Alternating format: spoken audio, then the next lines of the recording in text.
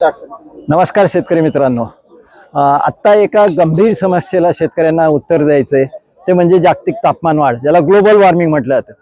कारण तुम्ही कुठल्याही प्रकारची शेती करा, सेंद्रिय असो, रासायनिक असो, जैविक, नैसर्गिक आणि कोणतंही पीक असो, या प्रत्येक सजीवाला, हे सजीव आहे झाडं, याला वाढायसाठी आर्द्रतेची गरज असते.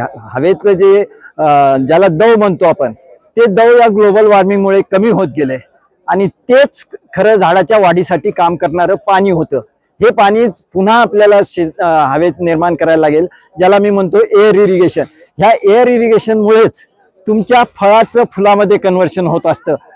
प्रत्येक फुलाचं फळामध्ये कन्व्हर्शन होण्यासाठी तुम्हाला, जसे आता हे फुलं तिथे लागलेले, तर याचं फळामध्ये कन्व्हर्शन व्हायचं असेल तर तुम्हाला हवेमध्ये 30 ते 40% वर आर्द्रता पाहिजे, जी आता ग्लोबल वॉर्मिंगमुळे जवळपास 10% आणि काही दिवसांनी आणखी त्याच्याही खाली जाईल. त्यामुळे झाडं तुम्हाला हिरवे दिसतील, पण फळं लागतील की नाही याची काही गॅरंटी नाही. याचा चांगलं उदाहरण द्यायचं तर आंब्याला बघा, मोहर खूप आलाय, पण जिथे ओलीत नाहीये, जास्त हवेची आर्द्रता कमी आहे, तिथे मोहर जळून चाललाय. या मोहराला साधं फुकटचा इलाज होता हवेत पाणी स्प्रे करणे, पण आम्ही त्याला हे खतं टाक, ते औषधं टाक, हे चाललंय. तर असं न करता इतका साधा सोपा इलाज ह्या सगळ्या पिकांसाठी करायला लागणार आहे.